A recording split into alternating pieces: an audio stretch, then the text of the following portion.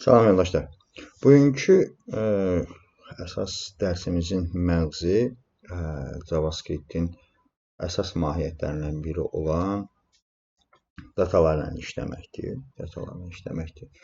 Və birinci biz bilməliyik ki, bir JavaScript developerın və ya front-end developerın əsas işi serverdən gələn, yəni backenddən gələn məlumatları düzgün şəkildə göstərə bilmək və ya necə deyirlər, bizim buradan frontdan, client tərəfdən məlumatların serverə düzgün şəkildə göndərilməsini təmin etmək və bunun üçün bizim bilməyimiz lazım olan məsələlərdən biri odur ki, biz məlumatlarla işləyəndə necə işləyirik?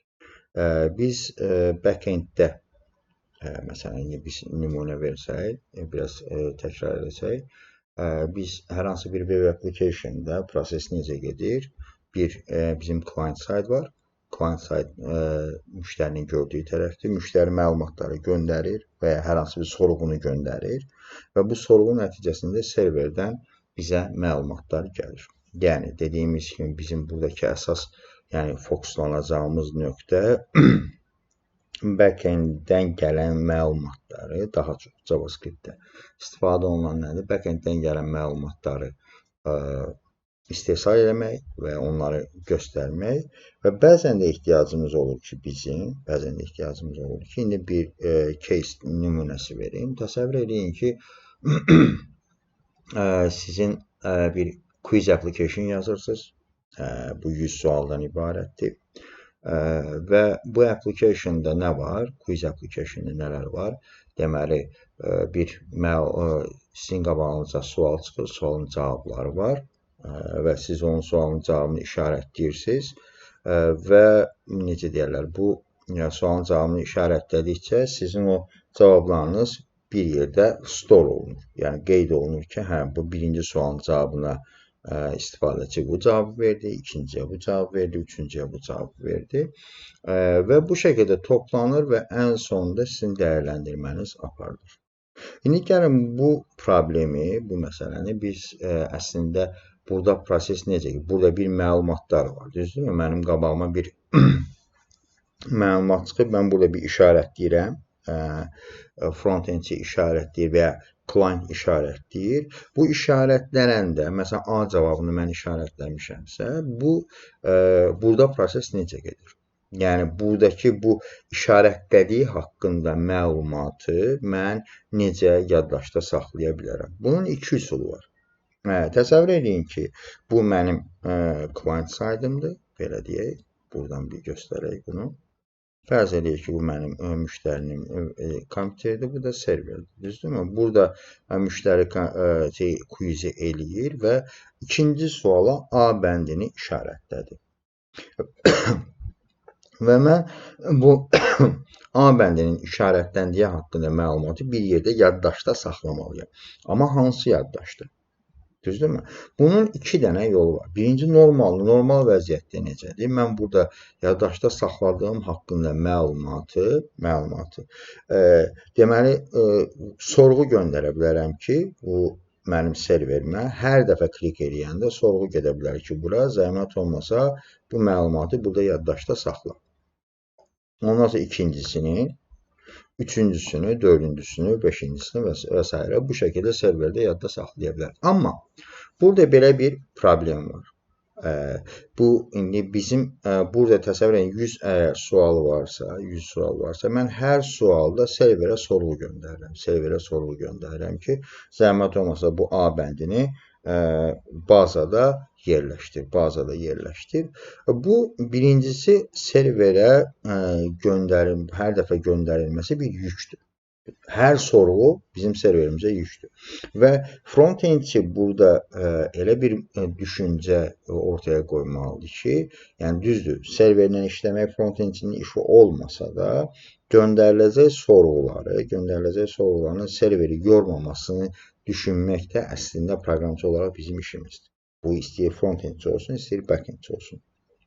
Nəticədə eyni gəmidə olan insanlar, həm front-endçi olaraq, həm back-endçi olaraq. Dolayısıyla biz burada necə düşünməliyik ki, minimal şəkildə serveri yormayaq. Və bu şəkildə mən hər dəfə bu quizin nəticələrini mən şeydə saxlasam, necə deyərlər, serverdə saxlasam, əslində ilk etapda normal proseduraya görə problem görünmür. Amma indi təsəvvür edin ki, mən gəldim 25-ci sualda test eləməkdən vaz keçdim. Test eləməkdən vaz keçdim və ekranı bağladım. Mənim o serverdəki məlumatlarım nə olacaq? O artıq mən testi bitirmədiyimə görə orada hər hansı bir nəticə olmayacaq. Serverdə məlumat var, amma o məlumatın nə işə yaradığını bilmirik. Boşu-boşuna biz serverə məlumat yazdırmış olduq. Düzdürmü? Bu bizə problem yaradı. Serveri boş yerə elədik. Birincisi, boş yerə sorğu göndərdik. İkincisi, serverdə bir undefined bir məlumat yığını olmuş oldu. Ki, bu, məsələn, quiz nümunəsindən çox rahat ola biləcək bir case'dir. Yəni, bir problemdir. Və bu halda bundan sonra ikinci bir vəziyyətdə, əgər mən serverə sorğu göndərə bilmək üçün mənim internet connection'um olmalıdır. Düzdürmü? Təsəvvür edin ki, biz 100 suallıq bir edirik, test edirik. Gəldik 69-cu suala və ya 70-ci suala gəldik, internet getdi. Və mən hər dəfə sorğu göndərəndə internetdən göndərdiyim üçün və mən testə davam eləmək istəyirəm. İnternet olmadığı üçün davam eləyə bilmirəm və ya o sorğunu mən reallaşdıra bilmirəm. Bu, əslində nə olacaq? Mənim testim yarımçıq qalacaq və bu mənə problem yaradacaq. Serverdən məlumat gəlir, serverlə əlaqəm kəsildiyi üçün mən artıq suallarımın cavablarını qeyd edə bilməyəcəm. Bu, birinci belə bir nümunə fikirləşin. Ondan sonra ikinci bir nümunə fikirləşin. Deməli, biz bir alış-veriş saytına giririk, e-commerce saytına giririk. E-commerce saytında nədir? Məhsullar var və biz məhsulları satın almaq istəyirik, eləmi? Və orada istənilən bir şeydə bizdə nə var? Bir səbət anlayışı var e-commerce saytlarında. Gələk bir dənə buradan bunu açım. Bir dənə səbət var. Deyək ki, e-commerce saytlarından olsun. Məsələn, Alibaba. Bura girək.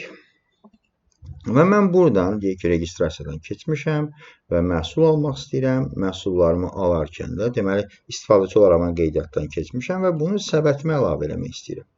Düzdürmü? Səbətə əlavə eləmək istəyirəm. Add to cart eləmək istəyirəm və s. İndi burada onu görə bilmirəm, add to cart eləyə bilmirəm. Başqa saytdan fikirləşək, başqa saytdan bir baxmaq olar ona.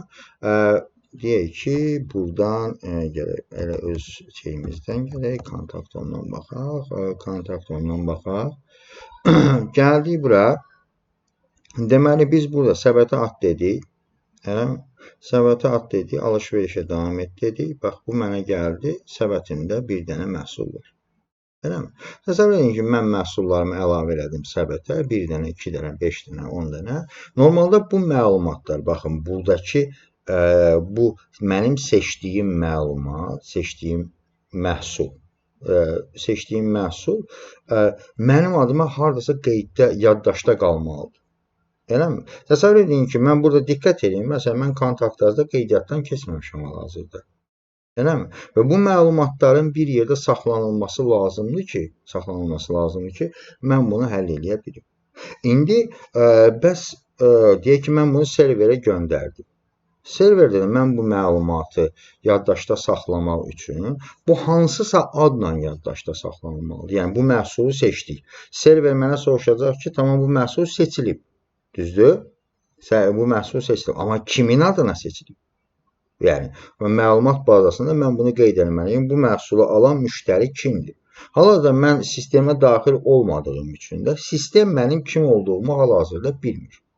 Eləmi? Amma sistem mənim hal-hazırda kim olduğumu nə vaxt bilir? Mən burada sifarişi rəsmiləşdir dediyim zaman, eləmi? Bu məndən məlumatlarımı istəyir.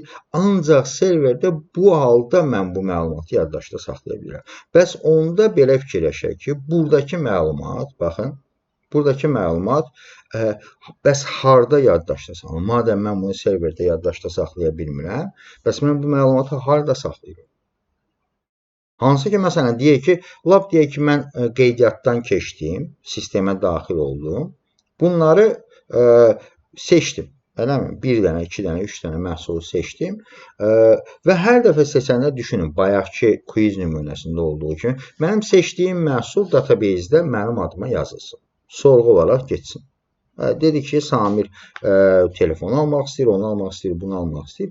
Amma diqqət edirsək, səbət bizim üçün nədir? Səbət hələ reallaşmamış bir sifariş deməkdir. Düzdürmü? Reallaşmayıb hələ.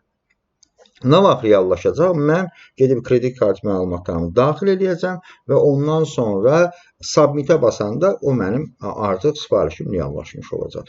Bu arada bir keçid dövrü var. Səbət bu keçid dövrünü müəyyən edir bizim üçün. Və bu səbətdə saxlanan məhsulların, məlumatlarında biz serverdə saxlamanın bir mənası yoxdur. Niyə? Çünki biz serverə yük yükləmək istəmirik. Və buradakı məlumat temp data olaraq gedir. Yəni ki, keçici məlumat olaraq gedir. Dolayısıyla biz artıq özümüzdə quiz nümunəsindəki problemdə də, buradakı problemdə də deməli ki, biz necəsə eləməliyik ki, bu məlumat keçici olaraq bir yerdə saxlanılsın.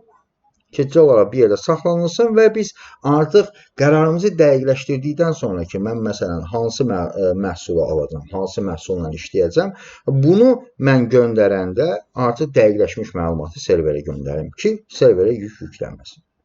İndi bunun üçün də bizim baxmağımız lazımdır. Front-end tərəfdə biz deyirik ki, JavaScript-də məlumatlar yaddaşda saxlanılmır.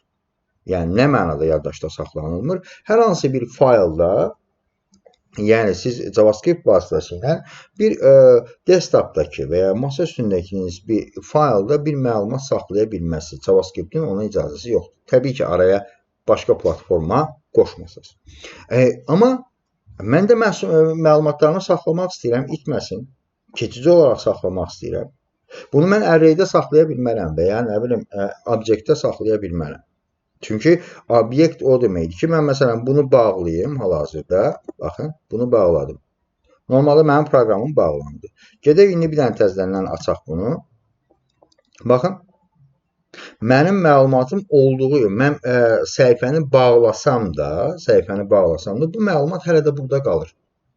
Amma deyək ki, array olaraq olsaydı, array olaraq yadda saxlasaydım, əgər mən proqramı bağlayıramsa, o arraydəki məlumatlar silinir. Deməli ki, mənim üçün bir məlumatı arraydə saxlamaq həll yol deyil.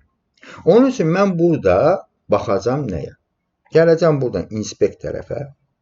Deməli, bunun bu tərəfinə, application tərəfinə gələcəm və burada görürsünüz ki, baxın, bizim burada diqqət edin, bu keçici məlumatları bizim bir əslində yolumuz var. O da nədir? Browserın yaddaşına yazmaq.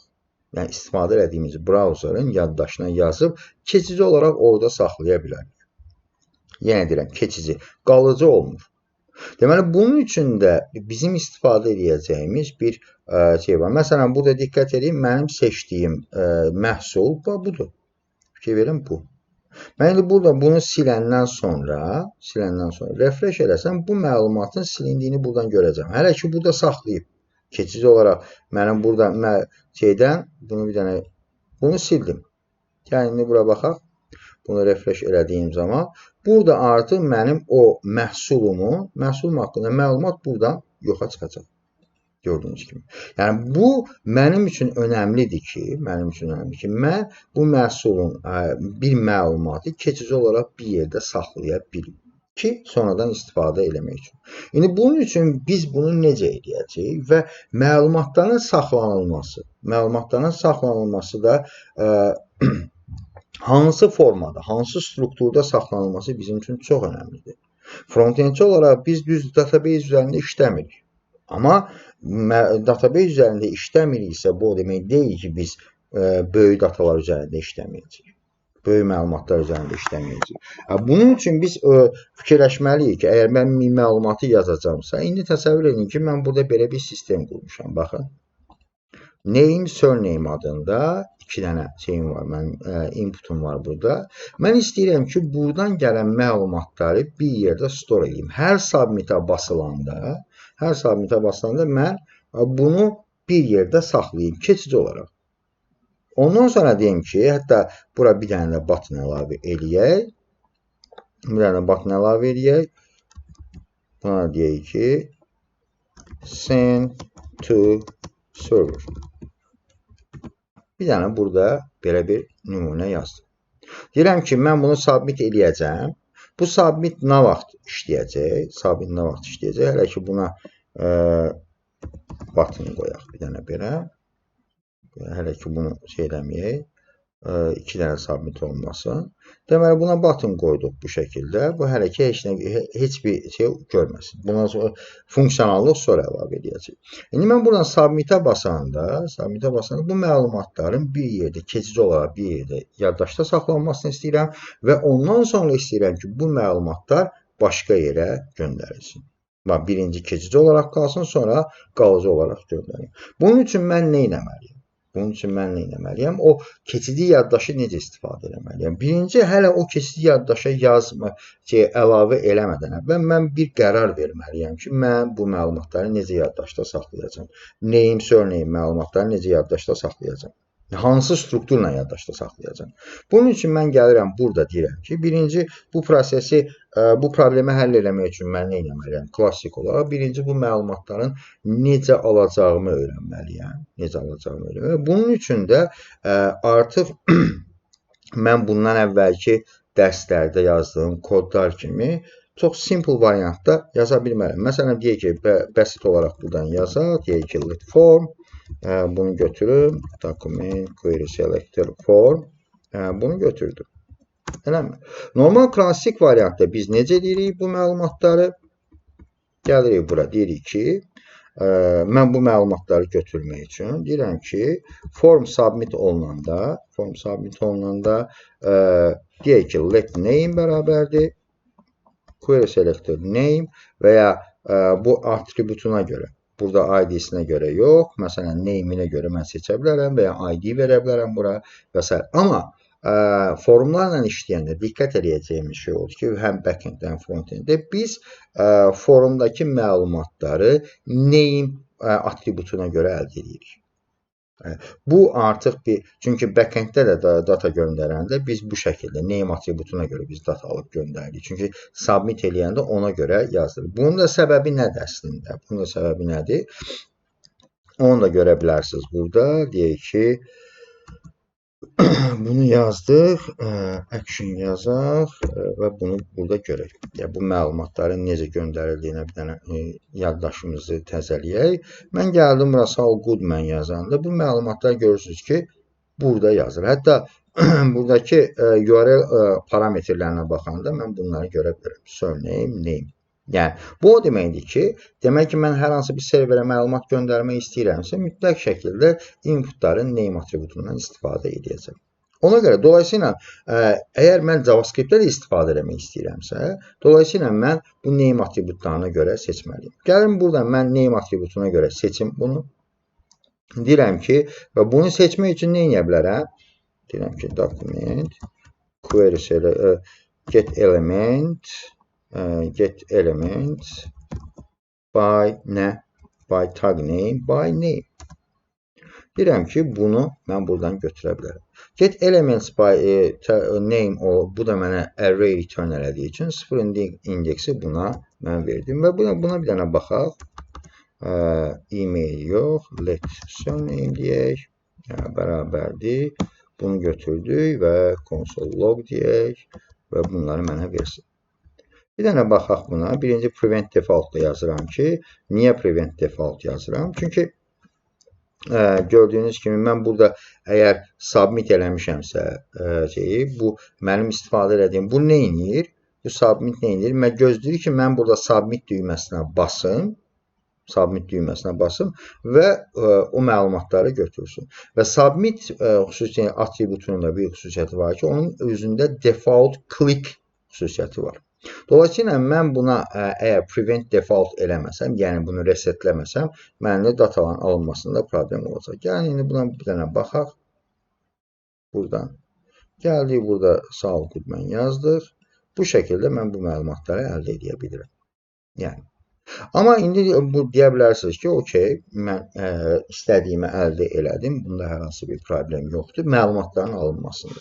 Amma indi burada düşünün ki, mən JavaScript-də kod yazanda, yəni buna biz deyək ki, dry qanunu deyirik və ya single responsibility principle deyirik biz buna. Biz elə bir funksiya yazmalıyıq ki, yəni biz kod yazanda elə düşünməliyik ki, avtomatlaşdırılmış şəkildə düşünməliyik. Məsələn, burada belə bir problem var ki, sabah mən bu forma hər hansı bir məlumat əlavə eləsəm, deyək ki, e-mail kimi bir məlumat əlavə eləsəm, deyək ki, e-mail, gəldim burada e-mail yazdım. Mən buradakı məlumatı almaq üçün də gedib məcburam o JavaScript-dəki kodu dəyişdirməliyəm. Yəni, bu mənə iki iş yaradır. Ona görə mən özümdə fikirləşirəm ki, belə bir optimal variant fikirləşirəm ki, deyirəm ki, mən formun içərisində nə qədər input varsa, mən bunu necə əldə edə bilərəm? Inputların məlumatlarını əldə edeyim. Neçə dənə yazılırsa yazılsın. Buna JavaScript imkan verir. Bunu həll eləməyə. Necə imkan verir? Mən burada baxıram ki, bu bütün inputlar mənə nə lazımdır? Neçə də input var burada? Hal-hazırda deyək ki, 4 dənə input var. Bunu saxlayaq ki, 1, 2, 3, 4 dənə input var. Mənə nə lazımdır? Bu inputların içərisində, formun içərisində, inputların içərisində type-ı text olan, ondan sonra number olan, nə bilim, başqa bir type-da olan inputlar lazımdır. Çünki mənim məlumatlarım orada qeyd olunur. Düzdürmü? Orada qeyd olunur. Hətta bura yazaq, number yazaq bir dənə. Number, burada deyək ki, age olsun. Burada age yazaq. Düzdürmü? Mən bunu yazdım. İndi bu məlumatları əldə eləmək istəyirəm. Eləmi? Əldə eləmək. İndi təsəvvür edin ki, mənim əldə eləmək istədiyim məlumatlar nədir? Type-i text olan input, type-i number olan input. Amma mən bunları tək-tək seçə bilmərəm. Seçə bilərəm burada necə? Buradakı kimi gələcəm, bura əlavə eləyəcəm. Bu yorucudur. Let age deyəcəm. Gələcək bura age value və s. Bu mənim üçün yorucudur. Hər dəfə əlavə eləmək. Bunu əldə eləmək üçün mən nə deyirəm? Deyirəm ki, mən belə bir məntiq qurum. Birinci formu select edeyim. Seçmişəm yuxarıda birincidə. Eləmi? Formu seçmişəm. Bunun içərisindəki məlumatları mən bir dənə görüm. Gəldim bura. Deyirəm ki, indi bunun içərisindəki məlumatları birinci, hətta bundan əvvəlki dərsi göstərə bilmək üçün deyək ki, hoisting məsələsi və ya scope məsələsini funksiyalarda istifadə etmək üçün. Deməli, mən bura funksiya yazanda iki cür yaza bilərəm. Düzdürmü? İki cür yaza bilərəm. Birinci standart funksiyonla, bir də arrow funksiyonla yazıram. Eləmi? Gəlirəm bu şəkildə mən yazıram. Deyirəm ki, bunun içərisində olsun bu və s. və s. Belə bir, məsələn, burada belə bir şey göstərmək. İndi təsəvvür edin ki, mən bu submit eventini hansı obyekt üzərində trigger edirəm, yəni çağırıram, form obyektinin üzərində. Normalda mən bura console log this yazanda, gəldik bura, console log this yazanda, bu normal məntiqə görə, bizim vaxtda kimi öyrəndiyimiz məntiqə, this neyinirdi? Disin normal xüsusiyyəti necə idi? Dis deyir ki, hansı metodun, hansı obyektin içərisindədirsə, bu dis neyinir? Öz olduğu obyektə referans verir. Düzdürmü? İndi mən bu məntiqlə fikirləşirəm ki, mən əgər bu formun içərisində yazmışamsa bunu, mənə nəyi return eləməlidir bu? Formu return eləməlidir. Gəlin bir dənə yoxlayaq. Bunu yoxlayaq burada. Gəldik bu submit-ə bastıq. Bu mənə baxın, mənim gözlədiyim oydu ki, bu mənə formu versin. Amma formu vermədi, window verdi. Bunun səbəbi də nədir? Arrow functionlarda lokal scope yoxdur. Bu keçən dəfə dediyimiz scope məsələlərinə baxanda biz orada hoisting məsələlərinə baxanda, ondan sonra mən əgər bir arrow functionum varsa, bu arrow functionun içərisində yazılan this və ya dəyişənlər qlobal dəyişənlər, lokal dəyişənlər deyil. Amma mənə burada lokal dəyişən lazımdır. Lokal dəyişən lazım olduğu üçün mən bu kodu dəyişdirirəm, regular functiona çevirirəm bunu. Deyirəm ki, function və buna deyirəm ki, burada mənim regular functionum olsun bu şəkildə. İndi mən bunu submit edəndə bir dənə fikir verin. Gəldim bura. Submit edəndə bu mənim həqiqətən regular function neyinib? Hansı obyektin içərisindəsə onu trigger edir. Mənə də lazım olan budur. Mən burada formu götürdüm. İndi formun içindəki elementləri götürməliyəm. Formun içərisində mənə nə lazımdır? Inputlar lazımdır. Düzdürmü? Bunu necə deyə bilərəm? Deyirəm ki, document deyirəm, pardon. Query selector, all. Gəlirəm bura, deyirəm ki, inputları mənə versin. Inputları verdi. Bax, gəldi bura. Bu mənə inputları versin. Bu mənə fikir verin. Inputların siyahısını mənə verdi. List olaraq verdi. Və amma burada bir dənə mənim istəmədiyim bir input var. Hansı? Sonuncu, submit. Submit'in tipi də inputdur. Düzdürmü? Amma mən bunu istəmirəm ki, tipi input olan submit'i select eləsin. Bunu eləmək üçün normalda bizim CSS2 selectorlar mövzusuna gəlsək, mən buradan deyə bilərəm ki, tipi submit olan yox, digər mənə inputları ver. Gəldi, indi mən bunu verəndə fikir verin.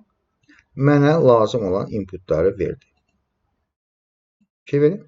İndi mən burada istəyirəm ki, baxın, diqqət edin, bu mənim üçün nə optimallıq yaradacaq? Gəldi, bura, bunu mən artırsam, bir dənə də bura. Deyək ki, type text yox, bura məsələn e-mail olsun. Baxın, e-mail verdik.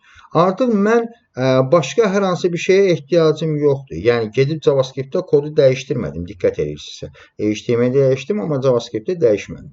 İndi burada bu mənə hamısını verdi. İndi mən dolayısıyla burada bunun içərisindəki məlumatları əldə edə bilərəm. Necə əldə edəcəm? Submit edəndə bütün inputları götürdüm və onların içərisindəki məlumatları əldə edə bilərəm. Necə? Bunu deyək, bir dənə ad verək buna. Deyək ki, let inputs deyə bərabərdir. Bunu bir obyektə dəyişənə mənimsədək. Ondan sonra belə deyək ki, for each edə bilərik və s. edə bilərik. Deyək ki, inputs normalda for each yaza bilərik bura. For each də deyək ki, hər input üçün mənə lazımdır onun məlumatını əldə edeyim. Bu şəkildə mən bunların məlumatlarını əldə edə bilərəm. Baxın, gəldik bura, Saul Goodman yazdı, burada 35 yazdı. Bu məlumatların hamısını əldə edirik. Diqqət edin, yenə deyirəm, mən artıq burada bunu silsəm, hətta bunları silək, bunları silməyim mənim JavaScript kodumun dəyişməsini tələb eləmir artıq. Kimi? Bu şəkildə məlumat. İndi mən bu məlumatları bir yerdə saxlama, store eləmək istəyirəm. Və hansı adla store eləməliyəm? Standart əgər belədirsə, name Saul, surname Goodman isə, deməli mən belə bir data struktur qurmalıyam. Yəni, özümdə elə bir obyekt yaratmalıyam ki, burada deyək ki, let data, hətta db deyək, let data bərabərdir. Bir dənə array yazaq ki, mənə lazım olacaq. Bu, hər dəfə submit eləyəndə məlumatları bura yazsın. Düzdürmü? Hər dəfə submit eləyəndə məlumatları bura yazsın və mən onları görə bilim. Eləmi? Amma mən bu məlumatları datanın içərisində necə yazacağam? Obyekt şəklində yazacağam. Onda mən belə bir şey eləyə bilərəm. Deyirəm ki, bu input name isə, əgər mən burada valuesunu ala bilərəmsə, baxın, belə, input nöqtə name vergül, pardon, deyirəm ki, get input nöqtə name. Buradan gələk. Deyək ki, input console log input nöqtə name. Və buradan buna name atributu ilə də ala bilərsiniz. Name atributu ilə də ala bilərsiniz. Əgər bunu ala bilmirsək, get atribut deyə bilərəm. Yəni, name propertisini aldım. Bu mənə nəyi verəcək? Bunun içərisindəki bunların name atributlarını verəcək. Baxın, name, surname atributunu verdik. Və mənə lazımdır bununla bərabər bir dənə də deyək, input value. Hətta bunu belə biraz daha maraqlı deyək.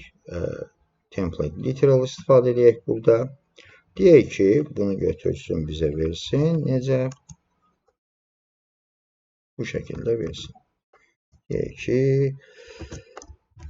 dollar bu şəkildə verdi. Okey. Bunu bu şəkildə mən yerləşdirdim. Ondan sonra gələk. Bir dənə də 2 nöqtə qoyaq. Belə bir şey yaradaq.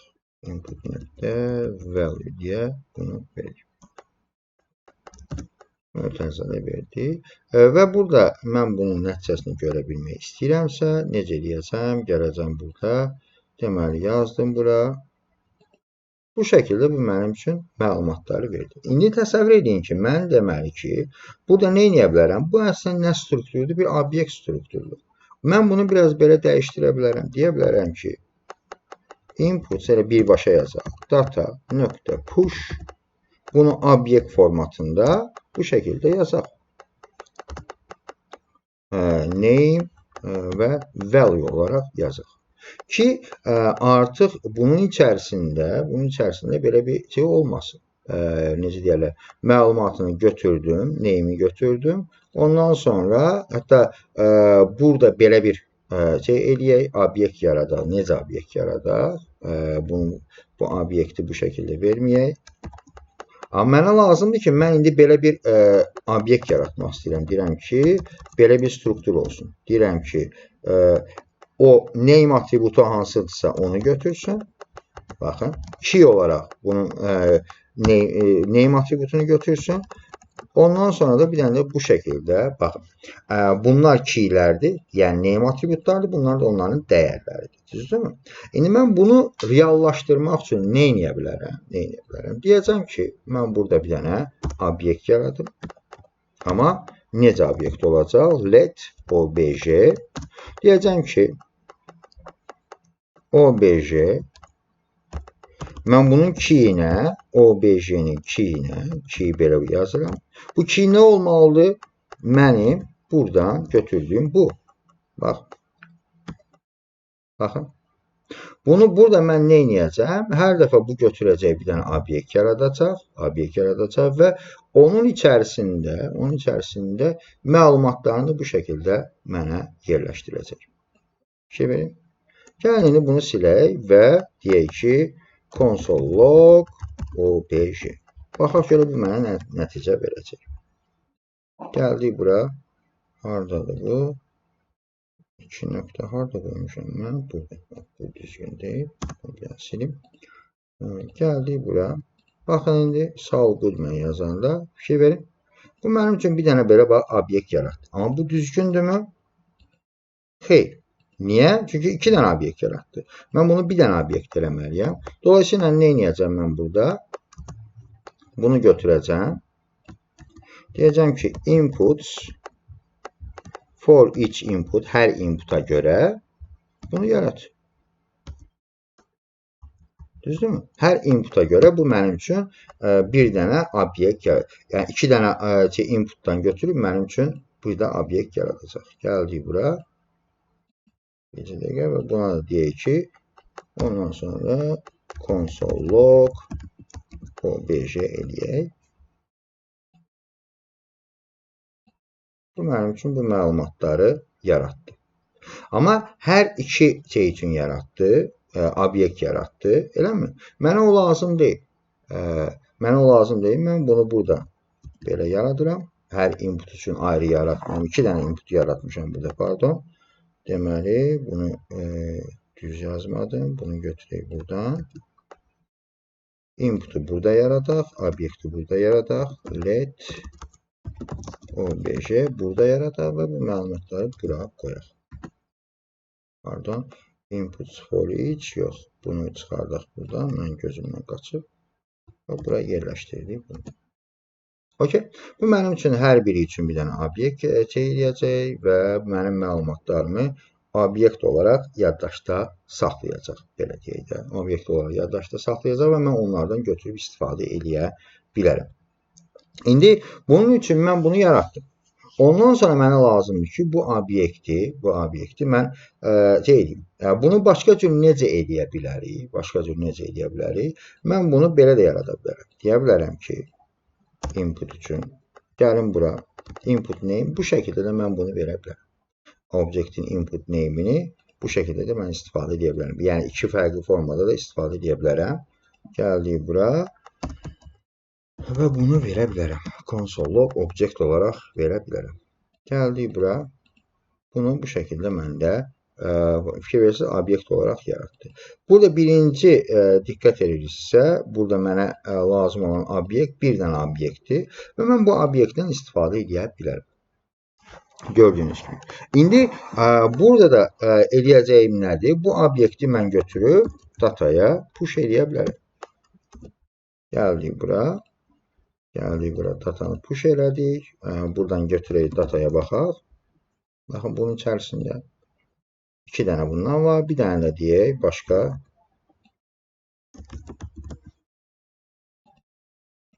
Bunu da əlavə elədik. Bir dənə dataya baxaq. Gördüyünüz kimi, burada mənim 4 dənə obyektim var. İndi bunları silə bilərik. O duplicate olanları burada for each-dən onu necə eləyə bilərik? Input for each-dən hər inputa görə bunu eləməsin. Belə deyək. Inputsa görə hər dəfə yaratmasın.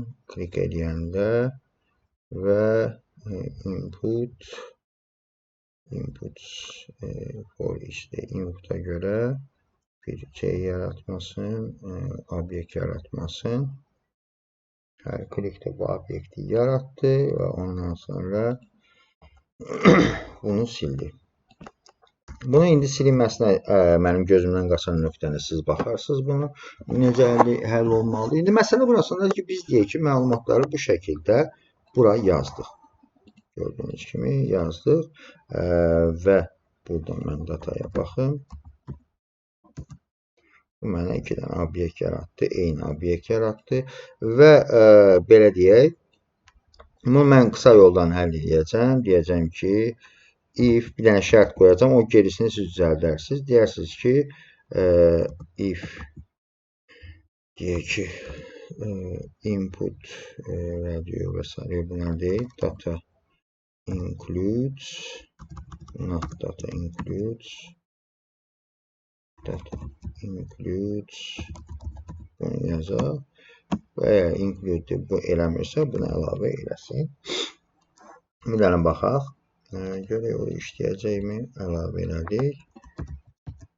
Bu mənim üçün bir dənə datanı bu şəkildə saxlayacaq. Ondan sonra ikincisini əlavə edək. Bu biraz uzun şey oldu. Siz də mənim oradakı xırda səhvimi oradan şey edə bilərsiniz, həll edə bilərsiniz. Bu 2 dənə datanı bu şəkildə yazdım bura. Gördüyünüz kimi. İndi mən artıq məlumatlarını bir array şəklində və arrayın içərisində obyektlər şəklində mən burada yaza bilirəm. Götürdüm. Və indi diqqət edin. Mən burada, baxın, bunu geri qaytarıram. Baxın, JavaScript koduna dəymirəm, amma burada inputlarımı artırdım. Gəlirəm bura. Dedim ki, 34. Gələk bura baxaq. Obyekti. Obyektin içərisində diqqət edin. Mənim məlumatlarım səliqəli şəkildə burada gəlib yazıldı. Artıq bu üsul bir necə deyərlər, məlumatların yazılması üçün optimal bir variantdır. Və bu artıq proqramingdə, xüsusilə JavaScript-də yazanda siz yazdığınız kodu bu şəkildə inkişaf elətdirməlisiniz. Bundan əvvəl yazdığınız sistemdə yox, bu şəkildə inkişaf elətdirməlisiniz. İndi biz növbəti etapda nə edəcəyik? Bəs bu mən burada datanı yazdım. Okey, datanı yazdım, amma mən bunları bir şəkildə yaddaşda saxlamalıyam. İndi onları yaddaşda saxlamaq üçün də nələrdən istifadə etmək lazımdır, necə bir məntiq fikirləşmək lazımdır, onun üstündə danışacağıq. Hələlik bugünlük bu qədər. Növbəti dərsdə görüşənə qədər.